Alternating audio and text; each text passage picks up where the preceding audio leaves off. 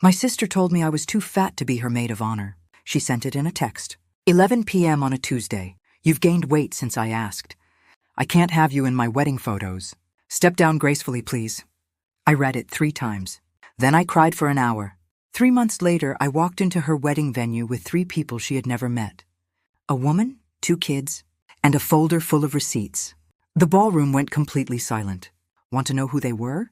Before we get into that, drop a comment and tell me where you're watching from and what time it is there. And hit that subscribe button because this story gets absolutely wild. Here's how my perfect sister's perfect day turned into the truth she never saw coming. Let me back up.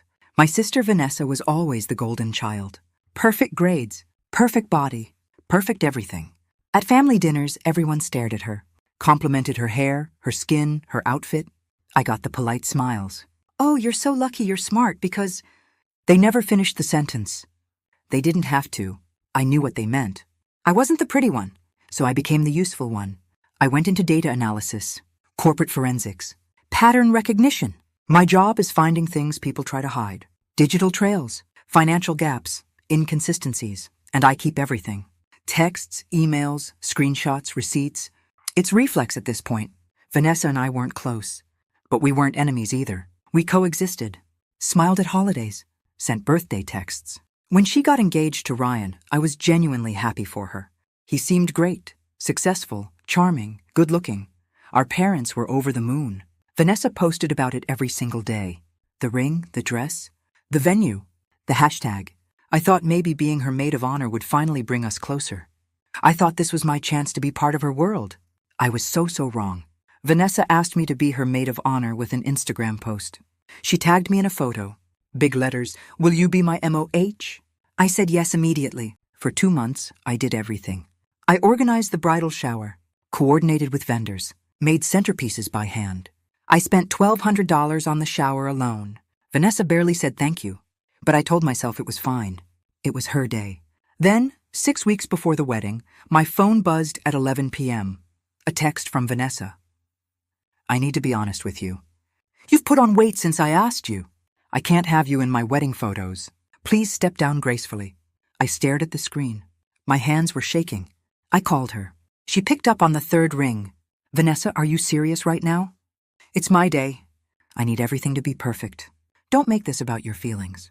I've done everything for you. And I appreciate that, but I can't have you standing next to me looking like that. She hung up. 10 minutes later, my mom texted. Just do what she asks. You know how your sister gets. I sat on my bedroom floor and cried until my throat hurt. The next morning, the family group chat was brutal. One of my cousins joked, "Guess the bridesmaid dress budget just went down a size." Everyone laughed. Nobody defended me. That afternoon, Vanessa posted an Instagram story. Her new maid of honor. A size 2 influencer friend. The caption read, "Surrounded by my real day ones." I unfollowed her. I deleted every photo we'd ever taken together. I drafted a text to the whole family. I'm done. Don't contact me again. My finger hovered over send, but I couldn't do it. I just lay in bed staring at the ceiling. I felt erased, humiliated, completely powerless. I thought I'd lost my sister, lost my family's respect, lost any chance of ever being seen as enough. I was ready to skip the wedding entirely, block everyone, disappear. Then my phone buzzed. A LinkedIn message from a woman I'd never met. Her name was Carla, and she was looking for Ryan. Everything changed in that moment. The message was short. "Hi, I saw your sister's engagement announcement. The man in the photo is my husband. We need to talk." I thought it was a mistake or a scam, I replied carefully. "I think you have the wrong person." She sent a photo. Ryan, holding a toddler, an older kid on his shoulders, all 3 of them smiling at the camera. The timestamp said 8 months ago. My stomach dropped. I reverse image searched it. My job taught me how. The photo was real, geo-tagged, 2 states over. Then Carla sent another message. "We've been married since 2019. I didn't know he had another life until I saw the engagement post. I ran a public records search. It took me 10 minutes. Marriage certificate. Ryan Holloway and Carla Holloway. Filed October 2019. Still active. Never dissolved." Carla messaged again. "He told me he travels for work." I believed him. But those aren't business trips, are they? I sat back in my chair. My hands were ice cold. I had proof, real, undeniable proof. And I wanted to call Vanessa immediately, warn her, save her. Then I remembered her text. Too fat for photos. So I didn't call, I waited. 2 days later, Vanessa texted me again. I still need help with the wedding weekend. You can drive the elderly relatives and set up the reception decor. You just won't be in photos. I stared at the message. She wanted me to work, just not be seen. And if I say no, then I'll tell everyone you're jealous and trying to sabotage my wedding. Your choice. I took a deep breath. Of course. Whatever you need. She sent back a heart emoji, like nothing had happened. Meanwhile, Carla and I kept talking. She told me everything. Ryan had 2 phones, 2 bank accounts, separate everything. He's gone for weeks at a time. Says it's work, but now I know he's with her. Does he support you and the kids? Barely. He moves money around. I can't keep track. I feel like I'm going crazy. You're not crazy. He's hiding something. Over the next week, we compared notes. Carla sent me bank statements, receipts, screenshots. I started building a timeline. And then Carla said something that broke my heart. I can't afford a lawyer. He controls all the money. But my kids deserve to know the truth. I just don't know how to make that happen. I looked at the evidence folder on my laptop. I have an idea, but you have to trust me. What do you need me to do? Come to the wedding. I kept digging, and I found more than I expected. Ryan had a second social media profile. Same face, slightly different name. Ryan J. Holloway instead of Ryan Holloway. It went back years. Photos with Carla, photos with the kids, check-ins at parks, restaurants, school events. A whole documented life. Then Carla sent me their joint bank statements. In the same month Ryan proposed to Vanessa, he moved $18,000 out of their joint account. Carla had no idea where it went. I thought we were saving for a house. He said it was an investment. I kept looking. I created a fake profile on a dating app. And there he was, Ryan, active 2 days ago. Single, no kids. Loved to travel and meet new people. I took screenshots of everything. Marriage license, family photos, bank transfers, dating profile. I organized it all, labeled it, time-stamped it. This wasn't just proof anymore. This was a pattern. Ryan wasn't just lying to Vanessa. He was lying to everyone. And I had it all documented. The question now wasn't whether Vanessa would believe me. The question was whether she already knew. I started looking at Vanessa's finances. I know that sounds invasive. But I needed to understand. Ryan's social media showed a life of luxury. Designer clothes, expensive trips, new cars. Vanessa posted the same aesthetic. But I knew her income. And the math didn't add up. I used a skip trace tool from work. Completely legal for what I do. I pulled her credit report. $43,000 in debt, spread across 4 credit cards. Then I found Venmo transactions between her and Ryan. Loan help, please. Covering us again, thank you. You're saving my life. He wasn't just her fiancé. He was her financial lifeline. Or at least, that's what she thought. I found a car loan. Vanessa's name. Ryan co-signed. She was tied to him in every way. And suddenly her cruelty made sense. She wasn't just mean. She was desperate. She needed this wedding to be perfect because she needed him. And she needed him because she was drowning. I sat back and closed my laptop.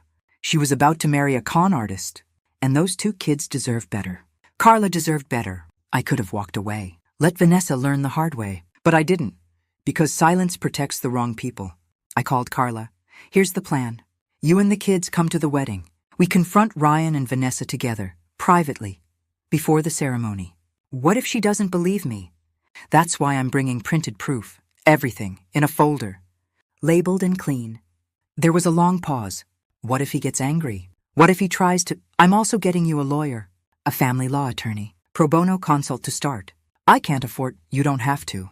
I already made the call. She's standing by. Carla started crying. Why are you doing this for me? You don't even know me. Because someone should have done it for you a long time ago. I spent the next week preparing. I printed the entire evidence file, marriage certificate, bank records, dating profile screenshots, photos, timeline. I put it all in a clean labeled folder. I met with the attorney on Carla's behalf. We discussed bigamy law, custody, next steps. Everything was ready. The night before the wedding, I couldn't sleep. Not because I was nervous. Because I knew what I was about to do was right. This wasn't revenge. This was the truth. And the truth protects people. Even when it hurts. I picked up Carla and the kids at 10 in the morning. The ceremony was at 2. We arrived at the venue at 12:30. Guests were starting to show up. The energy was excited, chaotic. Nobody noticed us walk in. I found one of the coordinators.